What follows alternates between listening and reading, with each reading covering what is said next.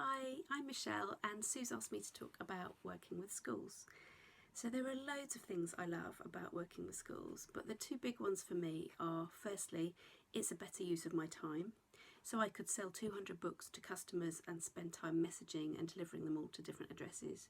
Or I could sell 200 books to children in one school, make one delivery and get the school free books with a school order. So that's a no-brainer for me. My second main reason is that as a child I was very shy and always had my head in a book. I can't imagine having a childhood without stories to read and escape in, but way too many children in the UK don't own a single book of their own. It makes me really sad, but it also makes me very determined to get more books into our schools so that every child can read them. I use my frogs to get into schools. So think of anyone you know who has a link to schools, teachers, dinner ladies, office staff, PTA members. Ask your customers and your friends which school their children go to.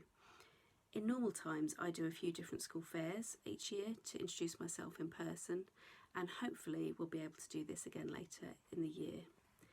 World Book Day is a really good reason to contact schools as they'll want to plan a reading event. We can offer collecting World Book Day vouchers and World Book Day reads, which we have on offer.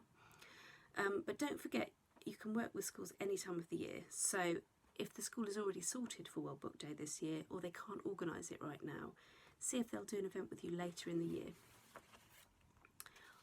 Once a school has said yes, you need a plan of action. So with your school contact, work out which events to run, think of ways to make it fun and engaging. So you could add in an author event, a dress-up day, or something like reading bingo. You want as many children in the school to take part as possible. Offer everything you can do. Having a combination of events gets more free books and makes it a bigger celebration of reading. So hopefully the school will make it an annual event with you. Make a clear plan with dates and email it so it's all in writing, and make sure the head teacher has approved it. Ask if the PTA and the school office will send out the forms and reminders for you using their apps and newsletters. This communication will really help your event to be a big success. Make it a really simple process for parents to follow, to order books or give sponsor money. Big up the fact that they'll get free books for the school. My top tip is to have a go. I've never worked in a school and I'm a fairly shy person, so it was daunting for me, but just by having a go, I found it was something that I really loved, and I bet you will too. Good luck. Hello, I'm Sandy and I work with Usborne Books in the EU in Italy. I've been working with Usborne for 14 years and almost all of the time has been with schools. I love working with schools. I think probably because I came across Usborne in my son's school. So the school setting is very important to me because that's what drew me to the books in the first place. I'm a passionate lifelong reader myself. I love the English language, and I recognised in Usborne the best quality books available to help other children acquire the gift of reading that will take them throughout their educational lives and also their personal lives. And I wanted to make it fun for them in a school context.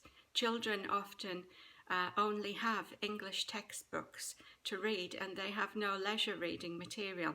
I think it's very important to make the right kind of proposal to schools. So the proposal is not a commercial one.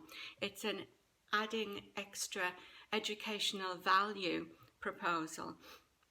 It's showing them something they wouldn't otherwise have the chance to see and that can benefit them, that can enrich them. I would advise anyone to go with schools that they feel most comfortable with to start with. You want to appear relaxed, comfortable. You're bringing a message of good news to the school. You're telling them that they can have these fantastic high quality books free of charge to start an English language library corner, or to have some in the classrooms where English is being taught. For me, a fundamental question I always ask myself before presenting anything to a school is, why would they want this book in English and not in their local language? That's very important for organisers in the EU to consider, where Usborne books are available in local languages as well. I keep going back to the quality of the books. I think that's really a huge advantage organisers have over other booksellers. We know the content is the best that's out there. There are no doubts about that.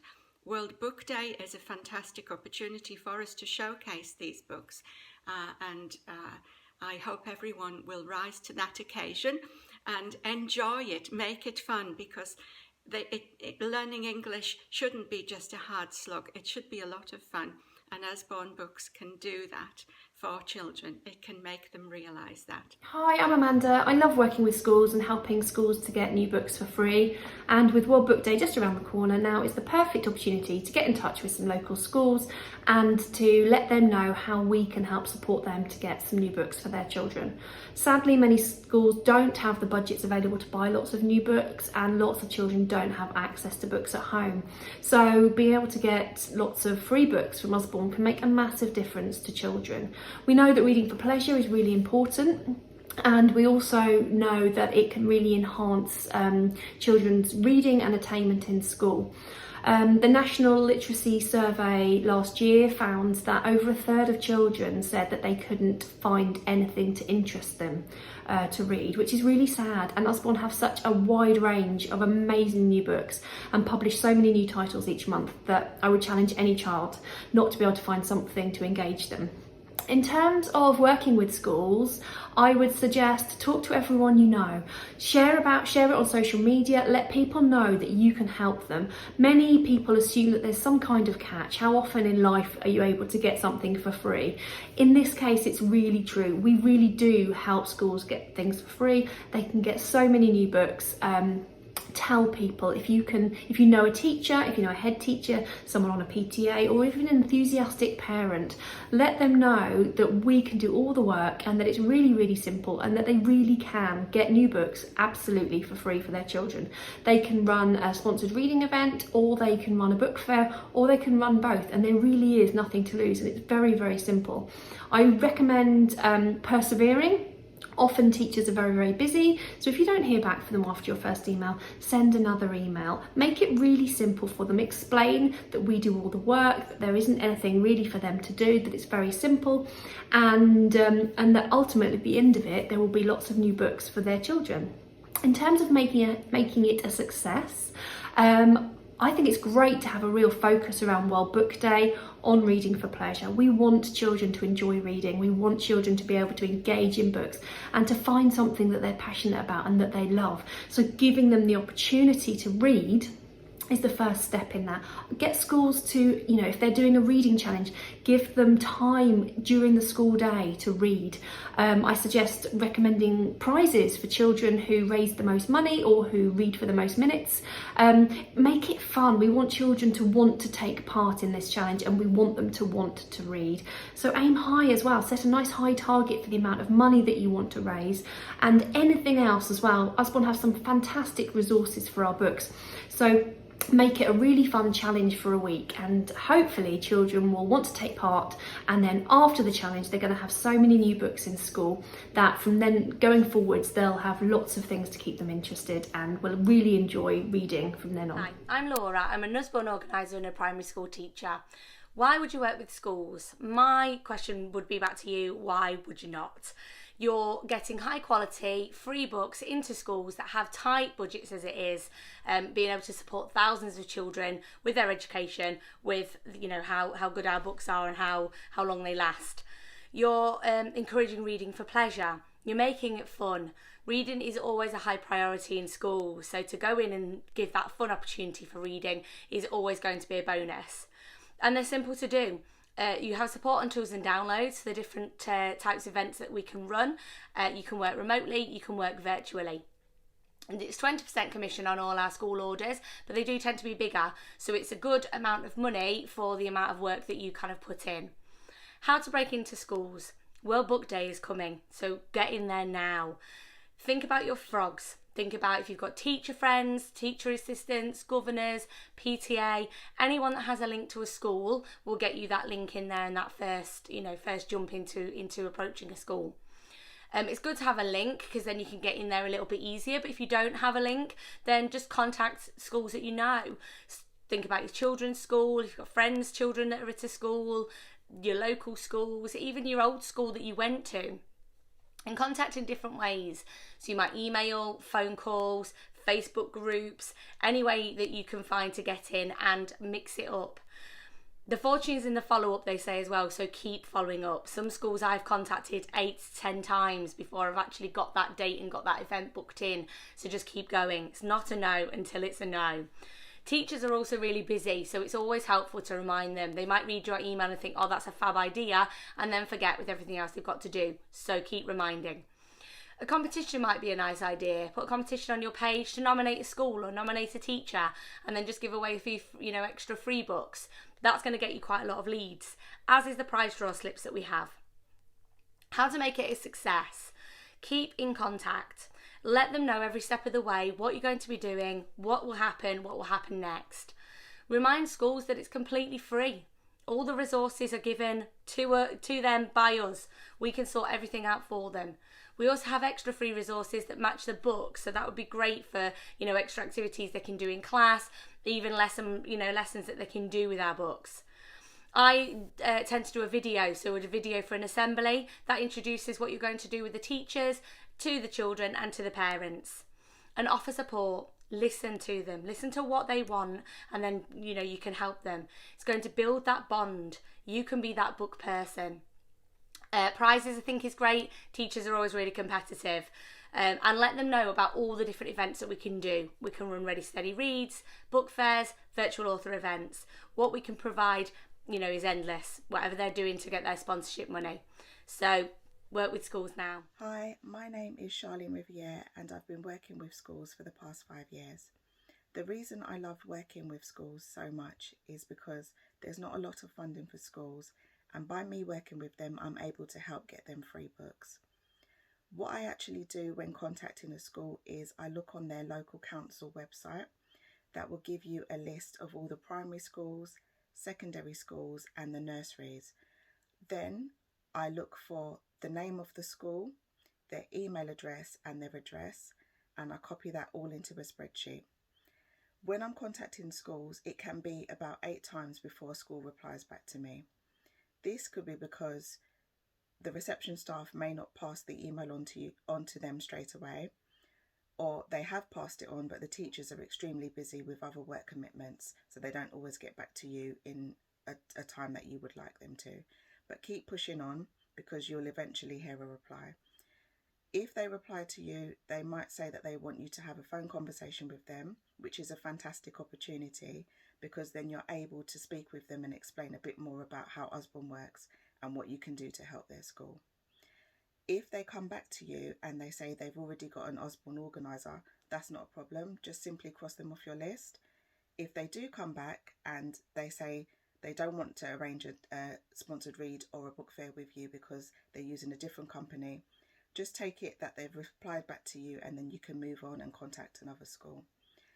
What I do after I've arranged a date with them is I have a date that I need to send them posters.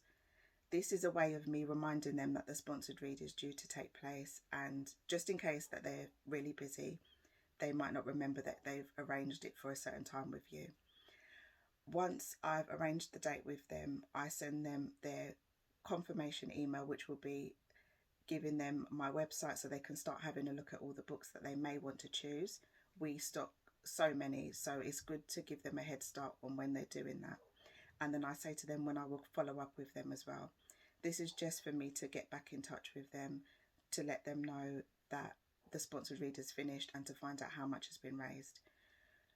With it being lockdown and restrictions, a lot of schools have now decided that they want to use parent pay to arrange for the money to be collected, or they can still accept payments via cash or cheque.